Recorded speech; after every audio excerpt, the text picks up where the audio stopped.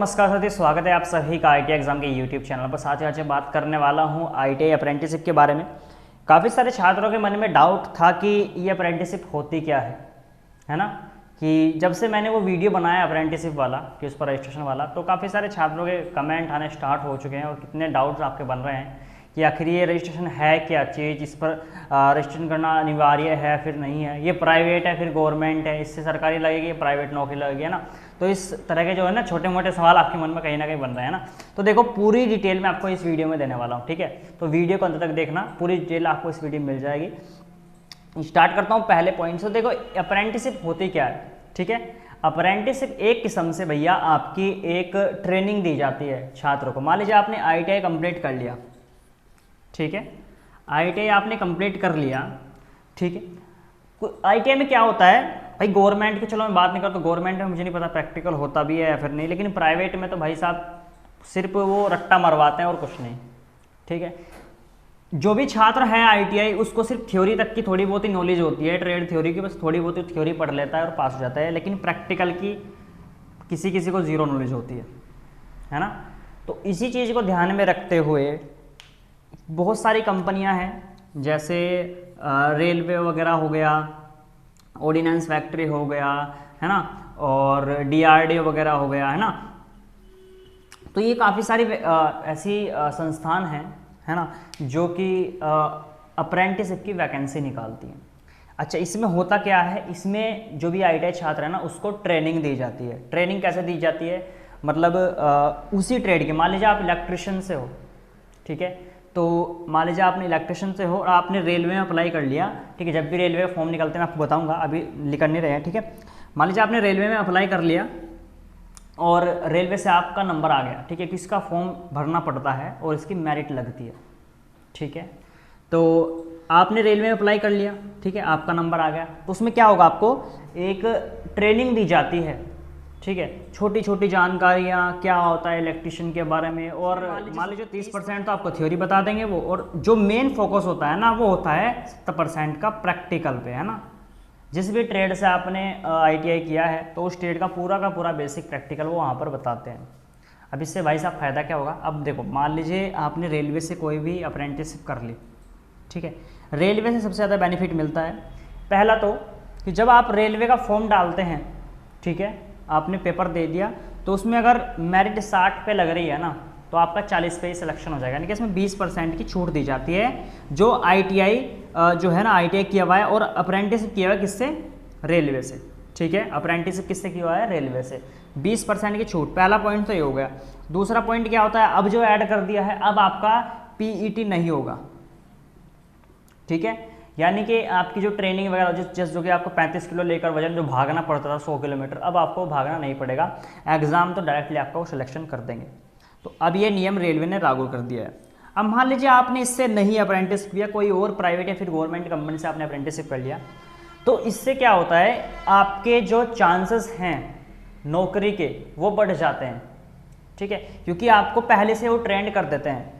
अब मान लीजिए आपने ऑर्डिनेंस से, आपने किसी भी ऑर्डिनेंस कंपनी से आपने अप्रेंटिसशिप कर लिया, ठीक है। हालांकि ये जो होती है अप्रेंटिसशिप, अगर हम ड्यूरेशन की बात करें तो ये 1 साल से लेकर के 3 साल की होती है, 1 साल कम से कम और 3 साल अधिक से, ठीक है। लेकिन अधिकतर जो 99% देखा जाता है वो 1 साल की ही मानते हैं, ठीक है, 1 साल की अप्रेंटिसशिप देते हैं। तो 1 साल की अप्रेंटिसशिप है। अब ऐसा नहीं कि आपने रेलवे से अप्रेंटिसशिप कर लिया तो परमानेंट आपकी नौकरी लग जाएगी ना, सिर्फ आपको ये छूट दी जाएगी और इसका एक सर्टिफिकेट दिया जाता है, ठीक है, नेशनल अप्रेंटिसशिप सर्टिफिकेट जिसको हम बोल सकते हैं। ये सर्टिफिकेट आपको जिस भी संस्थान से आप अप्रेंटिसशिप करते हैं उसके द्वारा आपको दिया जाता है। डीआरडीओ से किया तो डीआरडीओ वाले दे देंगे आपको, ऑर्डिनेंस से किया तो ऑर्डिनेंस वाले दे देंगे, रेलवे से किया तो रेलवे वाले दे देंगे, ठीक है। तो इससे भैया ये थोड़ा सा फ़ायदा हो जाता है कि आपके जो नौकरी चांसेस हैं ना, वो आपके बढ़ जाते हैं, ठीक है। मान लीजिए आपने एक एग्जाम्पल समझ लिया, डीआरडीओ से आपने अप्रेंटिसशिप कर लिया, ठीक है, आपका अप्रेंटिसशिप क्या हो गया यहाँ से कंप्लीट, 1 साल आपने कर लिया। इसके आपको स्टाइपेंड भी देता है, 8,000 रुपये से लेकर के 10,000 रुपये के बीच में आपको यहाँ पर महीने की एक किस्म से वजीफा मान सकते हैं या फिर सैलरी मान लो, कुछ ही मान लो, ठीक है। आपने डीआरडीओ से अप्रेंटिसशिप कर लिया, आपका डीआरडीओ ने आपको सर्टिफिकेट दे रहा है, ठीक है, अप्रेंटिसशिप का। तो ये क्या होगा, भविष्य में जब भी डीआरडीओ की ओर से वैकेंसी निकलेगी, है ना। तो सबसे पहले आप लोग जो है इसमें मतलब एक किस्म से आपको आगे किया जाएगा इसमें, ठीक है। मान लीजिए आपने DIT की वैकेंसी निकल चुकी है और आपने फॉर्म डाल दिया है, तो आपका नंबर पहले आएगा, सिंपल साधारण भाषा में बात करूं, क्योंकि आप ऑलरेडी उस चीज़ से होकर के आ गए हैं, आपने ऑलरेडी उसकी ट्रेनिंग ले ली है ना। तो आपको ये पहले नंबर पे रखेंगे, ठीक है। तो ये सिस्टम होता है भैया पूरा अप्रेंटिसशिप का, इसमें आपको ट्रेनिंग दी जाती है, क्योंकि ऐसा कुछ नहीं है कि आप इसमें परमानेंट हो जाओगे, कुछ नहीं। हाँ, लेकिन आपके जो नौकरी के चांसेस है वो बढ़ जाते हैं अप्रेंटिसशिप करने के बाद। अब अप्रेंटिसशिप उन्हीं छात्रों को करनी चाहिए भाई साहब जो सोच रहे हैं कि मुझे नौकरी करनी है, ठीक है, ठीक है। तो आप अप्रेंटिसशिप कर लो किसी भी प्राइवेट या फिर गवर्नमेंट कंपनी से। अब देखो गवर्नमेंट तो अच्छी बात होती है, क्योंकि गवर्नमेंट में आजकल जानते होंगे अगर कोई सी भी अगर वैकेंसी निकलती है तो भीड़ बहुत है, ठीक है। अगर आप उससे अप्रेंटिसशिप कर लेते हैं तो आपको बहुत ज़्यादा बेनिफिट फिर देखने को मिल जाता है, क्योंकि आपको ही फिर वो पहले नंबर पे रखने का कोशिश करते हैं, ठीक है। तो रेलवे का जैसे ही वैकेंसी आएगी मैं आपको बताऊंगा। पिछली बार तो 2021 में रेल लग चुकी थी अप्रेंटिसशिप की रेलवे में, ठीक है। तो अब की बार भी आएंगे तो आपको कंफर्म करूंगा। उसके बाद अगर हम बात करें अगले पॉइंट के बारे में, तो इसका कोई सिस्टम नहीं है कि आप परमानेंट हो जाओगे या फिर ये हो जाओगे, तो ऐसा कुछ नहीं सिस्टम नहीं है, ठीक है। आपको यहाँ पर ट्रेनिंग दे देंगे, 1 साल के बाद आपको सर्टिफिकेट मिल जाएगा, उसके बेस पर कहीं भी आप अप्लाई कर सकते हैं, ठीक है। तो ये छोटी सी बात थी। अब देखो एक जो सबसे बड़ा डाउट है जो रजिस्ट्रेशन का आपके मन में आ रहा है कि ये रजिस्ट्रेशन क्या है। रजिस्ट्रेशन की जो मैंने वीडियो बनाई थी कि भाई साहब ये रजिस्ट्रेशन आखिर है क्या, तो देखिए ये अप्रेंटिसशिप का रजिस्ट्रेशन होता है, ठीक है। मान लीजिए आप किसी भी फॉर्म को अप्लाई करते हो, ठीक है, तो उसके लिए ये रजिस्ट्रेशन होना अनिवार्य है ना। अप्रेंटिसशिप का जो रजिस्ट्रेशन है जिस पर मैंने फुल वीडियो बना दिया है, ये करना बहुत अनिवार्य है अगर आप अप्रेंटिसशिप करना चाह रहे हैं तो, ठीक है। अप्रेंटिसशिप उन्हीं छात्रों को करनी चाहिए जो नौकरी के तलाश में है ITI करने के बाद डायरेक्ट, ठीक है। अगर आप किसी भी गवर्नमेंट एग्जाम की तैयारी करना चाहते हो तो फिर आप लोगों के लिए बेनिफिट नहीं है ये, ठीक है। तो आप किसी भी मान लीजिए अगर आपको टेक्निकल UPPCL या फिर कोई सी भी ऐसी टेक्निकल वैकेंसी आती है, फिर गवर्नमेंट सेक्टर में जाना है, अगर आपको तैयारी करनी है तो फिर अप्रेंटिसशिप ना करो, फिर तो आप तैयारी कर लो अपनी, है ना। या फिर आपको आगे कुछ और पढ़ाई करनी है तो फिर वो कर लो, है ना। लेकिन अप्रेंटिसशिप करने के बाद आपके जो रास्ते हैं ना, गवर्नमेंट हो या फिर प्राइवेट है, तो वो थोड़े से ना खुल जाते हैं, खास करके रेलवे में। रेलवे में सबसे ज़्यादा फायदा देखने को मिलता है अप्रेंटिसशिप का, ठीक है। तो अब रजिस्ट्रेशन की कर लूँ मैं बात, तो रजिस्ट्रेशन में क्या होगा भाई साहब, ये रजिस्ट्रेशन आपको करना जरूरी होता है, इसके बिना आप किसी भी अप्रेंटिसशिप भर्ती में भाग नहीं ले सकते, ठीक है। ये मेन पॉइंट होता है जिसकी वीडियो मैंने ऑलरेडी बना दी है। अभी ऐसा मत समझो कि ये प्राइवेट है गवर्नमेंट है, मैंने पूरा डिटेल अब आपको बता दिया है, ठीक है। ये आपको सिर्फ इसमें एक ट्रेनिंग दी जाती है 1 साल के लिए, ठीक है। इसमें ना तो कोई परमानेंट रखता है ना कुछ, लेकिन इसका बस फ़ायदा मिल जाता है जो मैंने अभी आपके सामने साझा किया। 1 साल की अप्रेंटिसशिप ये होती है, ठीक है। 1 साल के बाद आप फिर सर्टिफिकेट ले लो, उसके बाद कुछ कहीं और जॉब करना चाहो कर लो, नहीं तो जब भी उस सेक्टर में वैकेंसी निकलती है तो आपको पहले नंबर में यहाँ पर रखा जाता है, ठीक है। और आपको नौकरी मिलने के चांसेस बहुत ज़्यादा बढ़ जाते हैं आपके, ठीक है, उसी सेक्टर में, क्योंकि आप ऑलरेडी अप्रेंटिसशिप किए हुए हो।